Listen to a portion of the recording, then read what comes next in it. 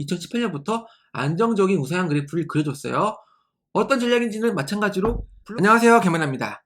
제 모든 영상에서 다루는 투자 관련 컨텐츠들은 수익을 절대 보장하지 않고 순전히 제 개인적인 의견이고요. 투자 권유나 추천 절대 아니고 모든 판단에 대한 책임은 여러분에게 있다는 거 알려드리면서 시작해 보도록 하겠습니다. 이번 시간에는 제가 그동안 다루었던 자산 배분 혹은 투자 전략 이것들을 비교해보는 시간을 갖도록 해볼 거예요. 바로 화면을 볼게요. 자, 지난 영상에서 슈퍼 이동평균 자산 배분 전략이라는 좀 이름이 그렇지만 그런 새로운 투자 전략을 소개해 드린 바 있어요. 어떤 포트폴리오를 만들어도 안정성 있는 장기 투자 성과를 가져가도록 설계가 되어 있는 장점이 있죠. 물론 백테스팅 결과가 그렇다는 거고 미래는 어떻게 될지 모르죠. 그래서 이번에는 지난번에 만들었던 슈퍼 이동평균 자산 배분 전략이랑 제가 이전에 만든 전략들과 비교를 해보는 흥미진진한 시간을 갖도록 하겠습니다. 제가 예전에 만들었던 전략들은 여기 60여 개 컨텐츠가 있는 패키지 코드에 포함되어 있는 전략들이죠. 제 컨텐츠로 공부한다면 이 패키지는 필수다. 요즘 인공지능이 아무리 좋아졌다고 하지만 제로 베이스에서 뭔가 시스템 트레이딩, 어떤 완성된 자산 배분 전략 이런 것들을 그대로 구현하는 증권사 API나 코인 거래소 API를 구현해서 완전하게 매매까지 이루어지는 시스템을 만들어내는 거를 인공지능한테 만들어줘 하면은 물론 만들어줄 수도 있지만 어설퍼요, 아직까지는. 하지만 제 패키지 코드들이 있다면 훨씬 수월하게 커스텀할 수 있고 여러분들만의 전략으로 자동 매매봇도 여러분들이 직접 만들 수도 있겠죠. 아무튼 패키지 주식 전략 중에 몇 개만 선택해서 비교를 해보도록 하겠습니다. 먼저 미국 주식이고요. 패키지 5번에 있어요. 핵심 위성 섹터 모멘텀. 이 전략이 어떤 건지는 여기 포스팅을 체크해 보시면 되는데 이 포스팅 링크는 이 영상 설명글이나 고정 댓글에 남겨놓을 테니까 타고 오셔가지고 체크를 해보세요. 그러면 이 포스팅으로 연결이 될 거고요. 이 전략이 뭐야? 궁금하면 이거 클릭하셔가지고 확인을 해보시면 되는 거죠. 자, 아무튼 이 섹터 모멘텀 전략은 S&P 500 ETF에 투자하는 게 아니라 섹터를 쪼개서 투자를 해보자 그거예요. 그래서 각 섹터를 나타내는 ETF들이 이렇게나 많이 있습니다. 이것들의 모멘텀을 구해서 모멘텀 어떻게 구해요? 이거 보시면 돼요. 여기서 설명드리지 않을게요. 제 예전 영상을 찾아보면 있을 거예요. 자, 아무튼 이거를 백테스팅 해보면 이런 결과가 나옵니다. 네, 여기 낙폭이 컸죠? 네, 그래서 백테스팅 결과 연복리 수익률이 12%인데 MDD가 17%로 다소 높은 편이죠. MDD라고 함은 이거예요. 고점 대비 얼마나 큰 낙폭이 있었냐. 아마 이 MDD는 여기서 갱신한 거겠죠. 네, 여기 MDD 그래프가 있잖아요. MDD가 여기서 25년 4월에 크게 갱신을 했죠. 25년 4월에 투자하셨던 분은 아시겠지만 그때 큰 하락이 있었어요.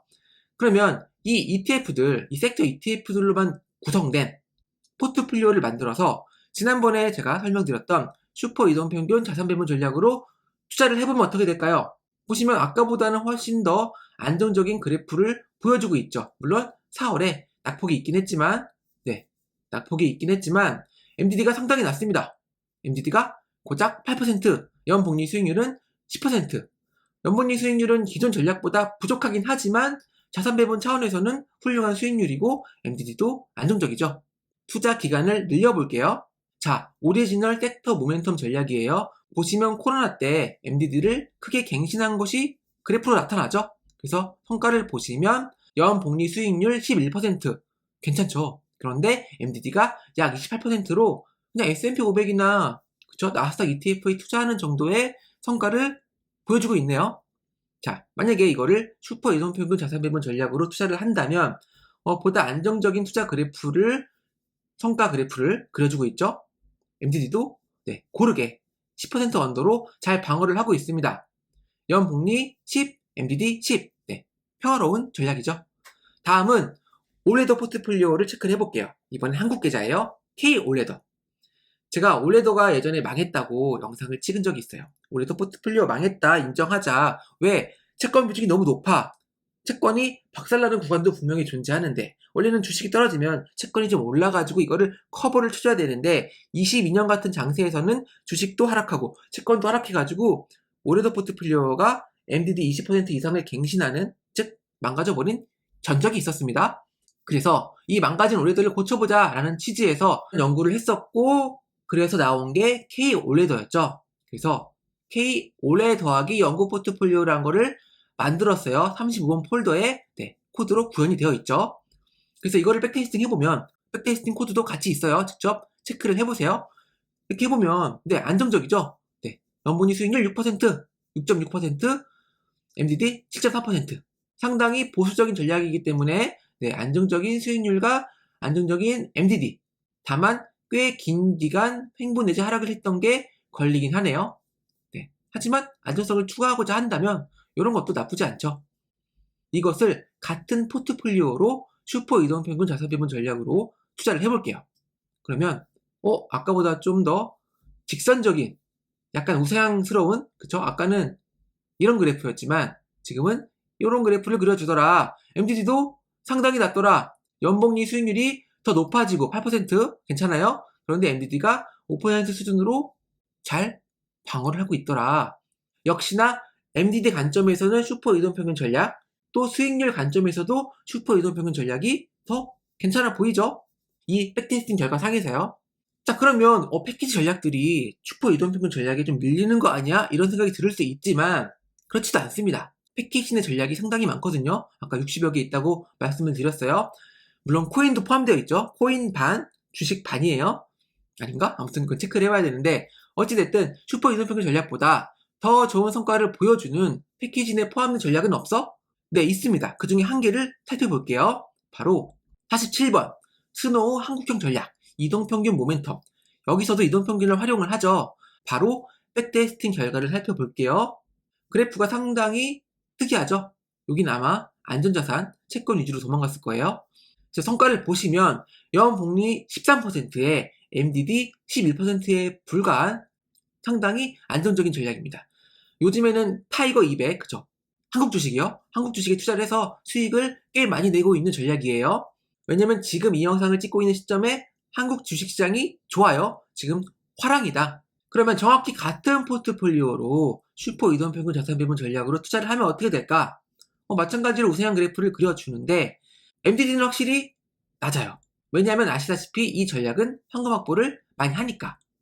MDD가 확실히 낮지만 연복리 수익률 관점에서는 이 스노우 이동평균 전략이 훨씬 높죠.